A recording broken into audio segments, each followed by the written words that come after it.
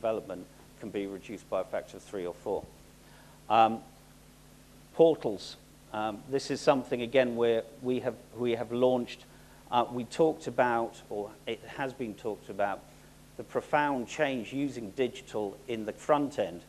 This is also a very, very important point, which I don't think many people in the apparel industry have totally grabbed, but the use of digital to change the supply chain effectiveness and speed and efficiency is a trend that will develop hugely in the next 3 years. And then product innovation. It's not relevant to you, but I like talking about it, so I'm going to because I'm up here. There's a bed bug in the middle there. It's a real problem in places like America at the moment. Cincinnati is the worst place for bed bugs in the world. Useless fact number 2. A lot of our clever thin lines hold together mattresses.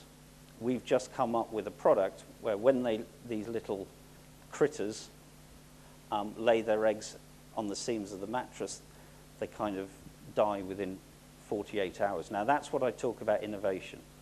I can't see an application in the apparel industry, much as I like, for killing bed bugs just yet, but if you have any ideas, I'm always open.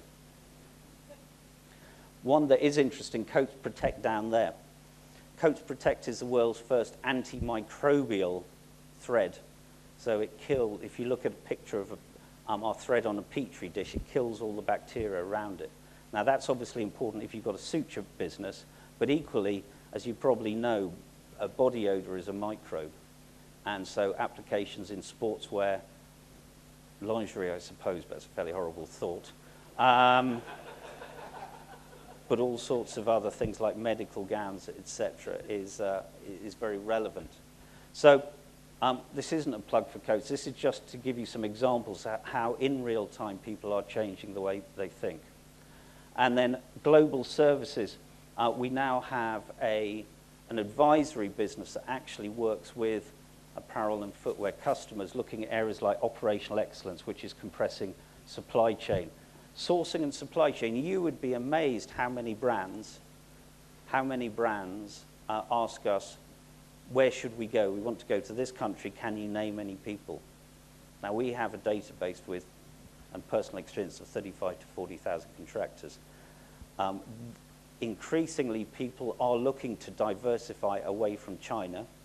It'll be a China plus strategy, not a not China strategy, but it will be a China plus strategy.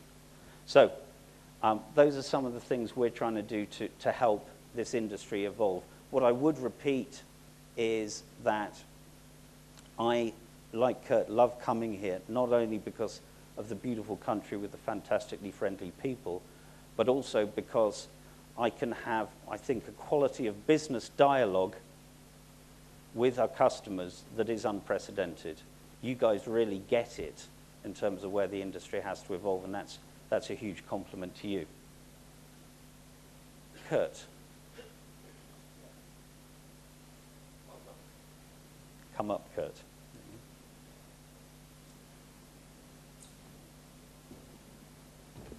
Does anybody have any questions for either of us? Yes, why do you keep harassing poor Giles? And me. I haven't got a good reason for you. Giles It's with him mostly because he told me to do this. Anybody? This is one of those awkward moments of silence, huh? Is that what you were talking about? Yeah. Okay, there's a question there at the end, Paul.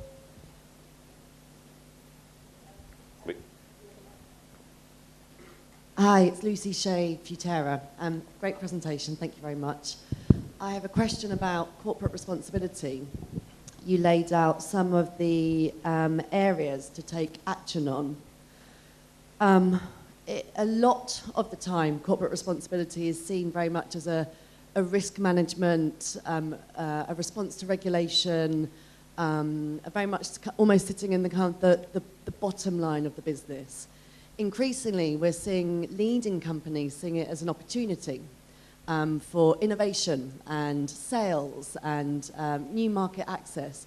I wondered if you could say a little bit about that and where you see the biggest opportunity presented by responsible behaviour. Okay, I think it probably falls into three categories, one of which is, as you say, risk management. The second, and I gave the example of biomass, is in terms of sensible business investment. The third is undoubtedly to help grow the top line. Now that's going to be a long process, I believe, Lucy. I don't think people are going to change overnight. But for instance, we're working on a project where we will be part of the world's first properly biodegradable product. Now, clothing will degrade in about 2,000 years in a landfill. We actually have components, thread and zips, interestingly enough, that are fully biodegradable. Now, the people developing that reckon they can command no more than a 5% premium, but that there is a distinct market for it. So I think that's one example where the consumer will say, yes, I am prepared to do the right thing, but I don't want to pay too much for it. So I think it's going to be a slow game, but it is definitely happening now. Yeah, I just want to comment. We work with a number of clients in this area. One of them is Patagonia. And if you think about providing technology to automate their supply chain, what they're asking us to do is to embed it in that technology, allow for radical transparency. That was a term that was used at the Sustainability Summit yesterday, or 2 days ago, is giving that information access all the way from the supply chain all the way to the consumer, so the consumer can actually see where goods are made and actually have visibility into that. And we believe that the consumer of the future, the young consumer that's coming up now, absolutely, because they grew up in this world of perfect information or world of perfect information access, wants to be able to see all the way to the end point of the supply chain. And when you give the consumer that view, it actually forces a set of very responsible behaviors. So if the consumer can see what factory it's being made in, you better make sure it's in a good factory. And Patagonia and companies like them really believe that that's transformational and it's going to drive sales.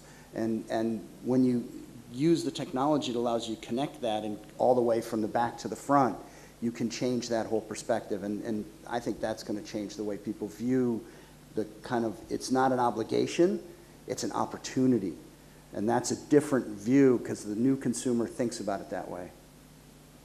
How do you see color developing in our industry in the next few years? Paul, I think that's for you, Paul. Well, it'll be a plant if I answer it. So, It'd be a bad answer if I answered it. I have no idea. Color? I'm a tech guy. What do I know about color? So I'll let it be a plant. well, I guess it relates to this point about catching up with the automotive industry, etc. This is boring fact number 3. The human eye can detect 57,000 colors from white to black. So if there's 50,000 different variations multiplied by X, Y, Z, etc. The practice of sending either bamboo leaves, whose color you like, or swatches this big by DHL from New York to Colombo and back again, has got to be one of the more arcane and antiquated processes, hence my comment about half a century to a century behind. So I do think that digitizing color is going to be a very important part of the whole, now we're into tech stuff here. Now I have an answer. Now, yeah, exactly, now it's just buying you time, is going to be an important part of leaning our supply chain. Yeah, see, I needed someone to help me with this to kind of get me thinking about it. We did a project with another company, what we call Lab Dip, which was the ability to move digitally the results of the Lab Dip tests so that you could actually see, was the color fast, did it do what it was supposed to do, and instead of passing those samples around, actually digitally moving those images around so people could actually see them. And it took a lot of time out of the supply chain because that was one area that there was a lot of stuff moving around and a lot of time being consumed. So I can't tell you what color is going to be the future, but I do agree that technology is going to make it faster and easier to make decisions about it. Well, thank you very much, Paul. Thank you very much, Kurt. That was wonderful. Thanks very much indeed.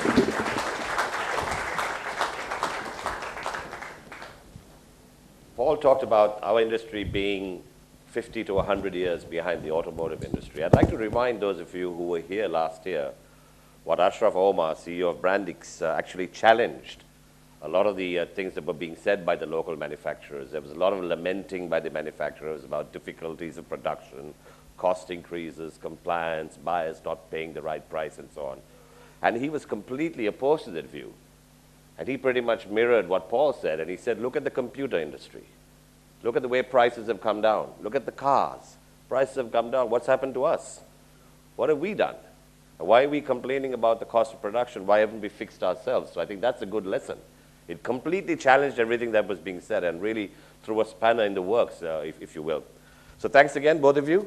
I'd like to introduce now Jonas, who some of you know. Jonas Eder Hansen, Development Director at the Danish Fashion Institute, and he does a lot of work on sustainability around the world, and also is responsible for the Copenhagen Fashion Summit, the world's largest event on sustainable fashion. Jonas is also the chair of this festival's Sustainable Fashion Summit, which happened on Thursday. So I'd like to invite Jonas up here to tell us a little bit about what happened last Thursday, how did it carry on from last year, and where are we going with sustainability in Sri Lanka and the industry in general. Jonas?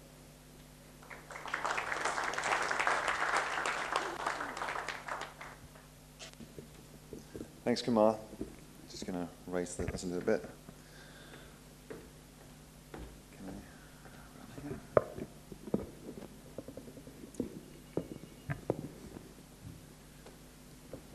Perfect. Thank you so much for the opportunity to be here. It's wonderful to be back. So this is my second time here now. I am really trying hard to beat Kurt. It's third time here, as far as I know. So I better speed up really quickly in order to get you. A real pleasure to be back here again, and also to be able to report back from what happened on Thursday, the day before yesterday. And really wanting to sort of give a very quick introduction to that. We've already talked about the issues around sustainability and responsibility. So you know, I have a few things to add to that, but I actually think some of it probably summarizes very well also what we discussed yesterday. So just very briefly, we had some 3 parts during the day yesterday where we discussed various issues and trends in the value chain. Johan from Unilever brought up a great example from you might say, different industry than the one that we're working in, but certainly one that could be related to, especially because 60% of Unilever's sustainability impact lies with the consumer. Right? And how do they deal with that? How do they engage the consumers around those issues is, of course, a huge task, because they're not directly in charge of how consumers actually use those products that they supply. In the fashion and apparel industry, that's around 40%. It can be higher, but it's around 40%. So again, also something that we can learn definitely from how we engage with our consumers around these issues. We're talking about partnerships. We're talking about smart data gathering. We're talking about how to exactly engage the consumer in various ways from Lucy. And then also we wanted to move on to discuss this idea of getting a global consensus around these issues, because certainly when we talk about sustainability in one part of the world, say Sri Lanka, we might mean one thing, whereas when we in Copenhagen talk about sustainability, we might mean a different thing. Or even, you know, just north of Copenhagen, we might mean a completely different thing than the one south of Copenhagen. So really that essence of getting the language right in talking about if we want to actually achieve a global standard was really what we were trying to dig into in part of this discussion with Tom from SEDEX and Nikhil Hydramani from the Hydramani Group, and Roshan also from SGS, one of the world's largest standardization or certification companies. And then also, just as a part 3, we tried to look a little bit into the future and try to dive in. So how do we embed these issues around sustainability into the actual product? Where we had Stephen Kiffin from Northumbria University School of Design and Subramaniam from the Carbon Consultancy Company to help us look into the future, and certainly also very inspiring. I'm going to ask Stephen to join me a little bit later in 3 minutes to just give us a rundown of what actually happened during part 3, because we had a very refreshing session where we looked at, real practical examples of how sustainability is being embedded into product development, product design here in Sri Lanka. So really, oh my God, this is the wrong presentation. Isn't that great when we have a memory drive? So this is time for you to wake up, okay? We're not in 2012 anymore. So I'm just going to come back here and really just leave it. I can also see there's a tea break in here, which is, of course, not the case. So really, I'm just going to speak to this then. I had a great slide, I think. First of one with a picture from what happened in Bangladesh.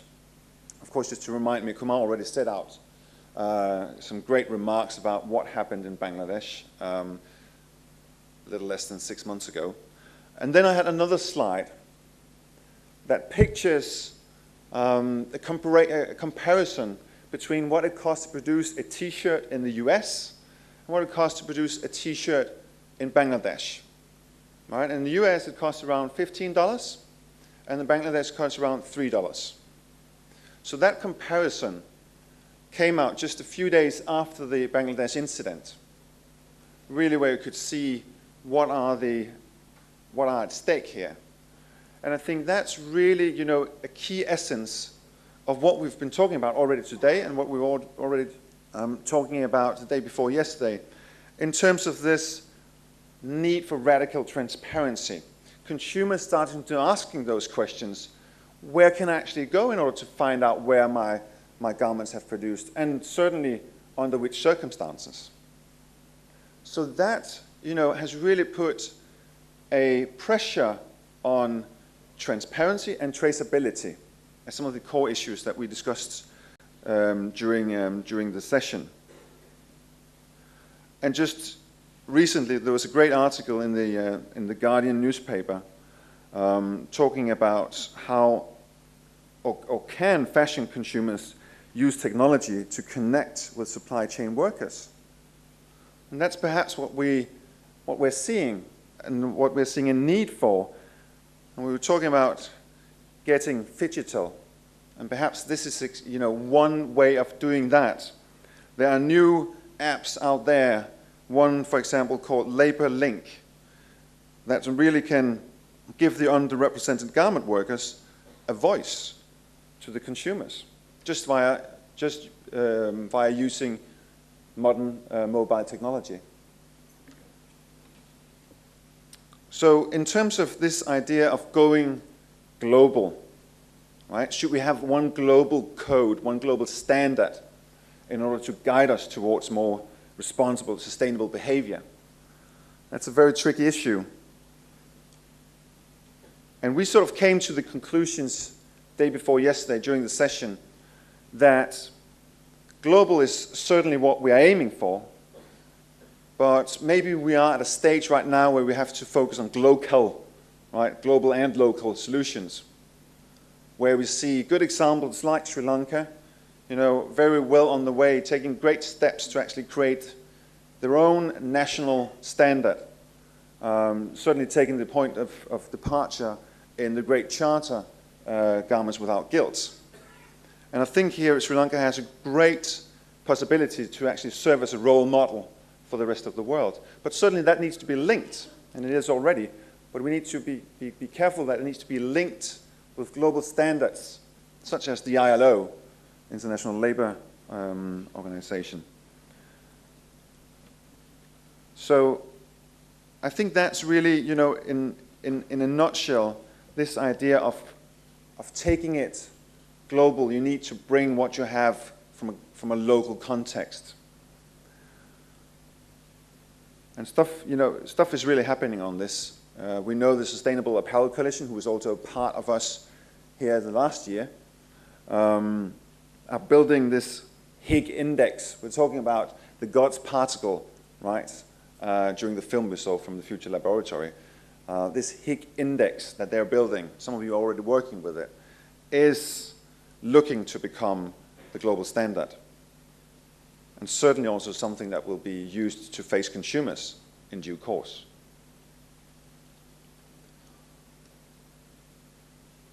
So I'd like to just briefly invite up here on stage Stephen Kiffin, who's the Executive Dean of Northumbria University School of Design.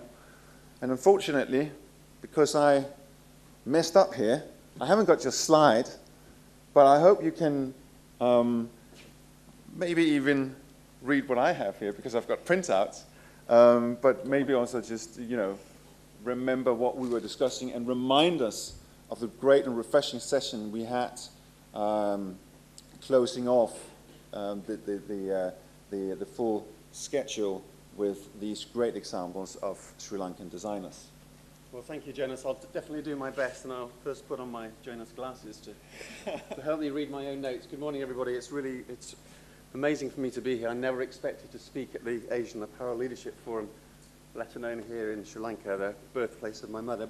We don't have the slide, but what we talked about in the slide was the business triple line, the concept of people, planet, and profit. But then we also talked about how design innovation understands the different values, the emerging values of people, the new value chain, the new supply chain, the new sustainable value chain that business is trying to help us develop.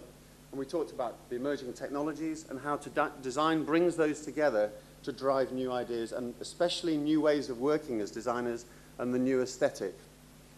So we heard from many of AOD designers and cross-border designers coming from Austria and other designers in the region talking about their debate, their experiments, their understanding of this new way, this new aesthetic, and this new form of integration. So we heard about the phygital genes.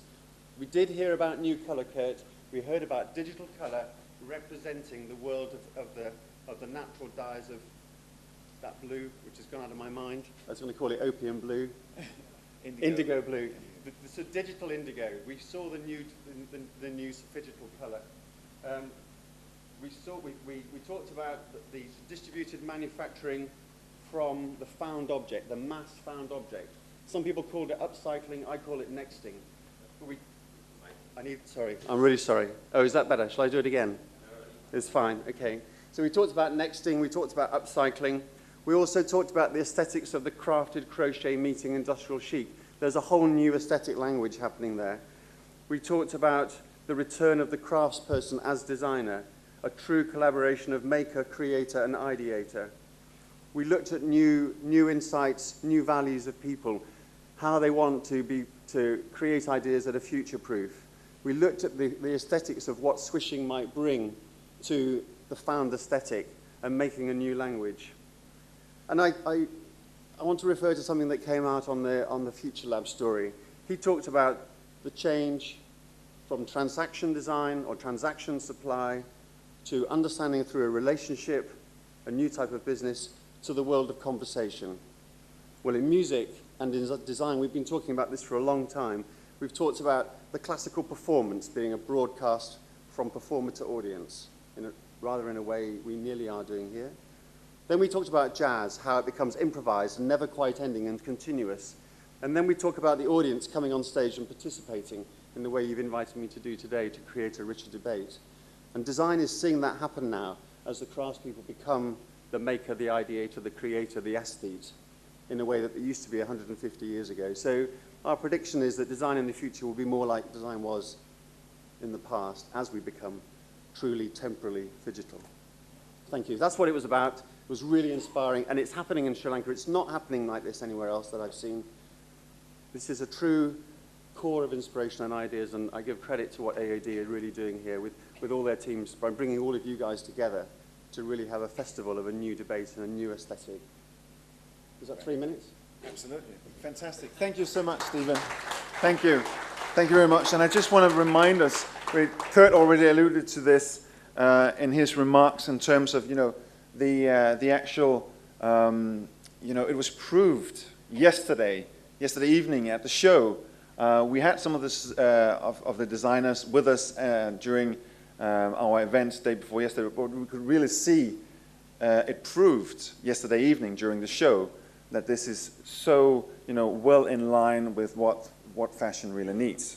So I really think, in terms of moving this agenda forward, in terms of sustainability, I am happy to be very, very much happy to be part of this. I was so lucky to be able to meet with the chairman of EDB yesterday to discuss how we can actually engage more in partnerships between Danish government and Sri Lankan government, simply to create new business ventures and for other countries to learn from the great efforts of manufacturing that are being undertaken here in Sri Lanka.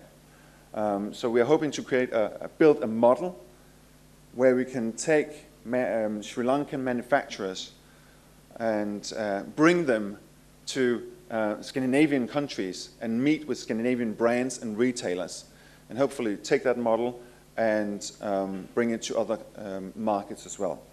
So very inspirational, and thank you so much for the opportunity to being here with you and to learn from the great work that you are doing.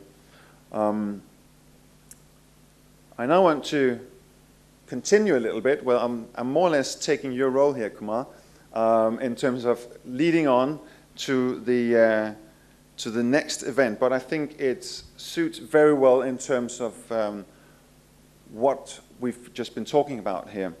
And in about 1 minute, I would like to invite up here on stage together with me, and I'm just going to be going over there as well for those two chairs, looking very comfortable. But Professor Mohan Munasinghe is going to be here on stage with me. And I actually met Professor Mohan Munasinghe for the first time during last year's Sustainable Fashion Symposium, where he made a huge impression on me when he was talking about how to move away from the enjoy now and pay later culture. So I'm really honored to be doing this in conversation with Session. But first, just a few words about Professor Munasinghe. He is the founder and chairman of the Munasinghe Institute of Development here in Colombo. He is the visiting professor at the Vail Sustainable Development Institute in Brazil.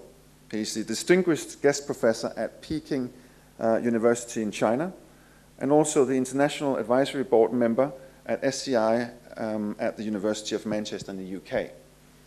And I think actually I could go on and on with all these great things that you have been doing and are doing, but certainly one thing that I'm really proud of to be doing here with you at the moment is to sit next to a former Nobel laureate, because you've also been the vice chair of the UN Intergovernmental Panel on Climate Change that in 2007 shared the Nobel Prize for Peace. So very much, and with those words, let's welcome Professor Munasinghe on stage here with me. And now we don't have any slides, so no worries, I'm not going to mess this one up, I hope. So really, it's, like I said, a true honor to be sitting here with you. And I would like to, get us started with a sort of a broad overview of asking you some questions about what really are the challenges that we are looking at. So really, what are the main issues today and how well are we addressing them in terms of sustainable development, Professor?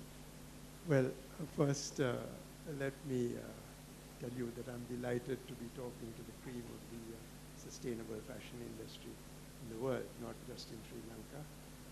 Also, I would like to thank the organizers, and particularly Neil Mini, who was very persistent, and we had to work hard to schedule, but I wouldn't have missed it for anything in the world. And I hope that what I say, which is, I'm not an expert in the fashion area, but I hope what I say will give you some context, some background, which will influence you in a favorable way. Jonas, a 2-minute soundbite about the world's problems seems rather cavalier and frivolous, but I'm the last thing standing between you and a nice tea break, so let me be brief. We have, of course, the ongoing financial and economic crisis, which is still afflicting the Western countries, although countries like China and Brazil have moved out of it. And that has, of course, key impact, because if you look at the economic dimension of sustainability, profitability is very important. If you don't have markets, if consumers are not buying your product, and so on and so forth. So the economic crisis is very important. But there is another issue which comes from more the environment, and that is the natural resource side, that we are facing major shortages of natural resources, particularly water and energy in parts of the world, but that also affects the apparel industry and will increasingly have an impact. And of course, the third dimension is the social, that we have this unpleasant effect of poverty and inequity, both of which affect the apparel industry at the lower end of the chain, because there are still, in spite of our best efforts, sweatshops and other things around the world, people working in poor conditions. But poverty basically means something worse, that there are a billion people who are virtually on the verge of starvation, and another billion who just have like 1 or 2 meals a day. So those three, the financial crisis, the environmental issue, and the social, the poverty, are among the leading issues. So what do we do in terms of addressing those issues? I mean, that seems like a huge bite to be grasping with. And so what can we do as a fashion and apparel industry? Well, what we do as a fashion industry, let me leave to the very end, because I think that's the punchline. But let me talk more generally about what we are doing and what we are not doing. Unfortunately, we are suffering from a great leadership vacuum. The world's leaders are totally, at the moment, I think, lacking the political will and leadership to take forward steps. I go to meeting after meeting, international meetings where all kinds of resolutions are passed, but there is really no action. So this basically boils down to the following, that we are trying to solve problems piecemeal. And you know, in a hard-nosed industry where you have to survive, which is very competitive, that everything is linked to everything else. And if you look at your final garment, it's nice for the consumer to go and buy it from the shop. But there's a huge supply chain and a value chain that is, and the sourcing and all of that is a very complicated process. And in a sense, the world's problems are like that you can't solve the poverty problem and forget about the natural resource problem. It just doesn't work. So we need integrated solutions, which we are not doing. We lack the political will. And most importantly, I mentioned the Sustainable Development Triangle, by the way, which I invented in 1992 at the Rio Earth Summit. The triangle which says that we have to have the right social values to start with. Instead of sustainable values, we are driven by manifestly unsustainable values, which are based on greed, selfishness, violence. I mean, if you don't have resources, you fight for resources and you conquer somebody else and grab their resources, whether it's oil or water. So that kind of social value has led to an economic model which is not a model of economic development, the second leg of the triangle. It's an economic maldevelopment model. It is based mainly on debt and, of course, overconsumption by the elites, which is something that we, as a fashion industry, should be very cognizant about. That in the pursuit of profits, we have to also look at the ethical dimensions. So what does the debt tell you? I mean, if you look at, take a simple example, our grandparents believed in the value of thrift, saving. It is their saving which has allowed us to enjoy a good life today. But if we look at how we behave, we've learned a different truth. We've discovered that it is also very easy to borrow. So not only are we enjoying the savings of our grandparents, we are borrowing from our grandchildren and having an even better life. What you said about enjoy now, but pay later. Pay later means somebody else. The younger people in the room will be paying for the sins of the fathers and the mothers. So this debt-driven model is excessive, and that is the economic maldevelopment framework. And that has led in turn to the environmental degradation that is going on, which is going to affect your sourcing and your cost of production very, very gradually. But so this, and the less resources you have, the more conflicts and the social maladjustment you have to fight for resources. So you have an unsustainable development triangle. And that is the way that we are addressing or not addressing the problems today. I'm not sure I even dare to ask one of the next questions, because certainly that doesn't seem like we have the solutions ready already now. But I wanted to also ask you about issues around climate change, because we've been talking about environmental issues here, but really, are there? How are we doing in terms of climate change? Because we've just recently seen the latest report come out of the IPCC, and it doesn't look too good. So, where are we standing in terms of climate change at the moment? Yeah, I'll give you a very brief answer, because the answer is not very positive. Climate change is something that is already emerging, but will hit us 20, 30 years in the future much more seriously. It is one of those threat multipliers, in the sense that it will make all the other problems worse. For example,